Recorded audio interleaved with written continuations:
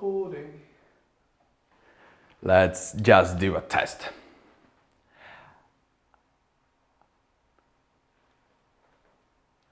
I have never been appreciated. I mean, I was always so freaking much in everything. So, in the nation I was growing up in, I was not allowed to be what I was. Therefore, I had to mask everything. I mean, I had to mask how much energy I showed people. And it was always expected of me to be nice all the time and just a friendly, good boy. And every time I was too much, people never responded to me. Most just actually did this.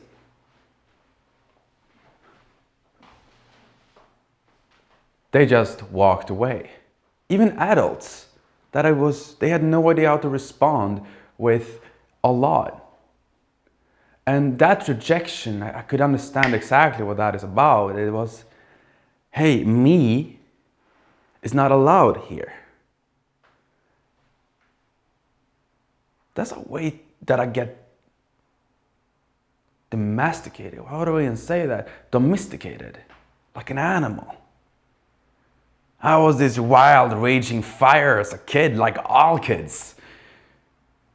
And if you have not seen my speech, The Day That Changed Everything, watch it down below. You will understand why I unleashed the wild side again.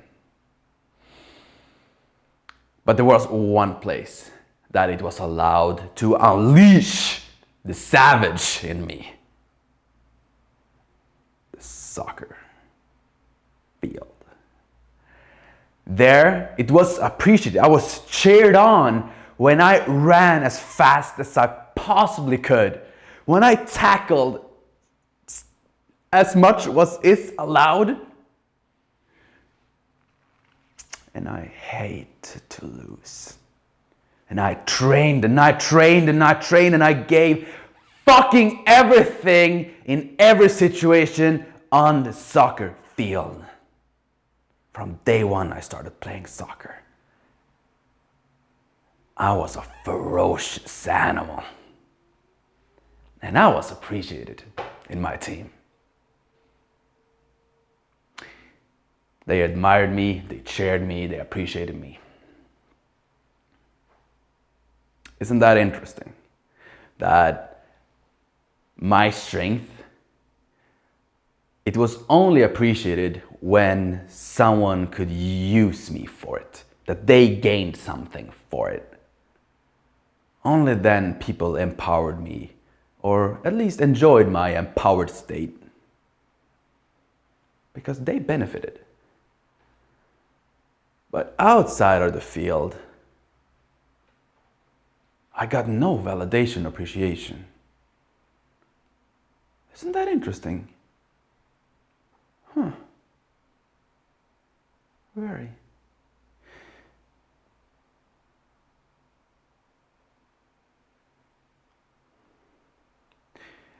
I have to tell you a quick story. I think I was 12.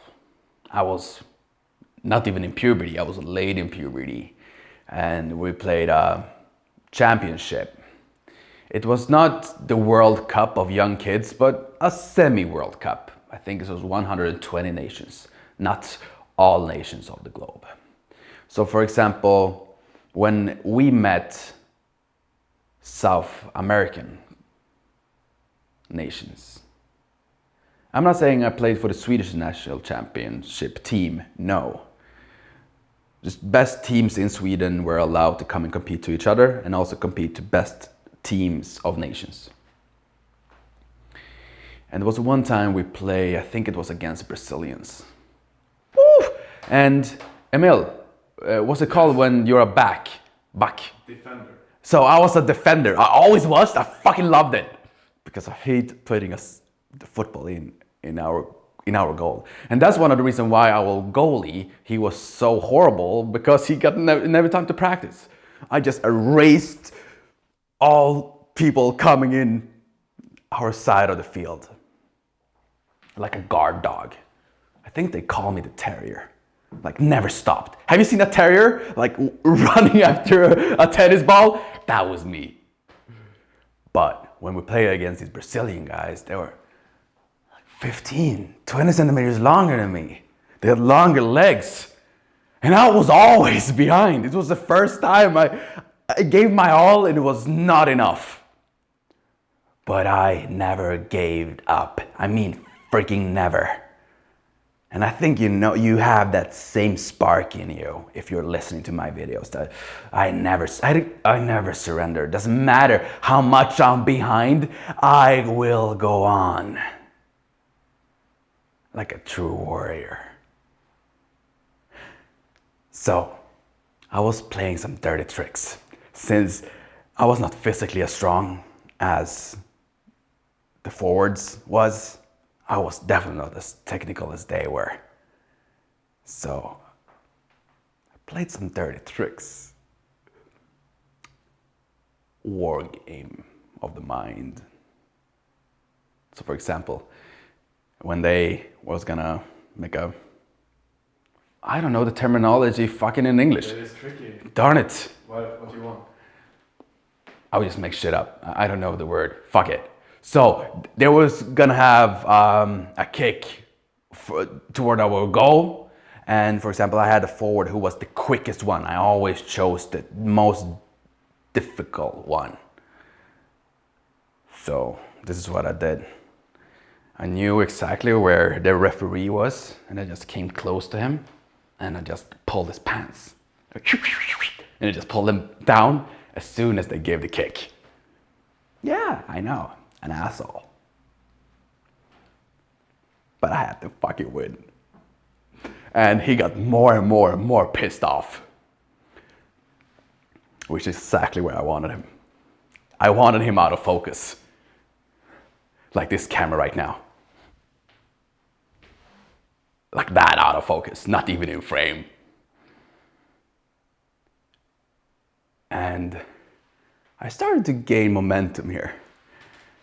And when he was close, I came really up close, and I just did the following.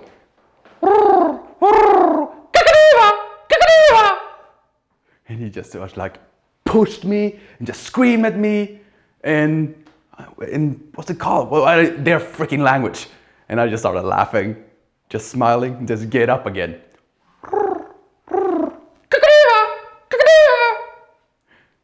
And he just got so fucking furious. He just pushed me and just spit on me. And I just thought, I won. Spit on me, man. I don't give a flying duck about this. And of course, we get a favor for that every single time.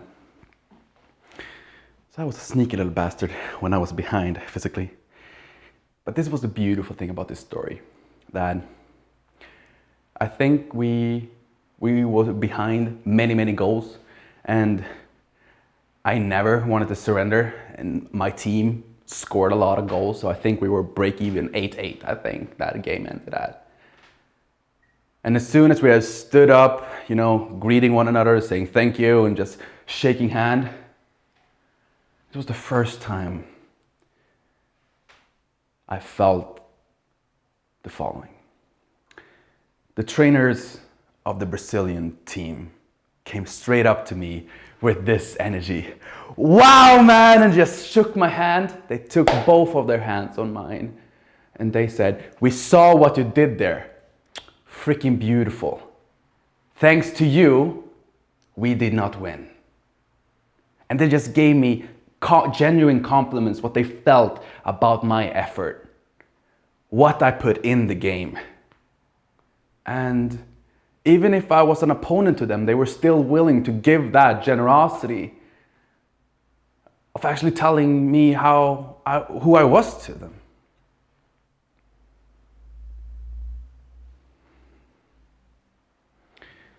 That was actually the first time I got a compliment like that from another man. I was 12. And I felt joyful and happy, proud. I felt admired. That was even bigger compliments than any of my team members ever gave me, or even my own trainer would ever give me. Even my father, my brother would never give me compliments like that.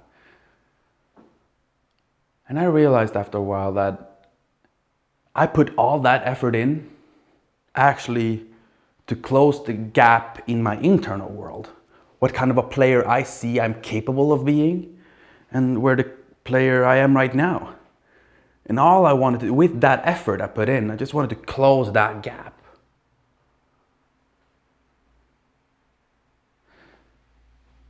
And I think you want to do the same in your life. What you're dreaming of, you want to close the gap. To do so, I need you to step more into your power.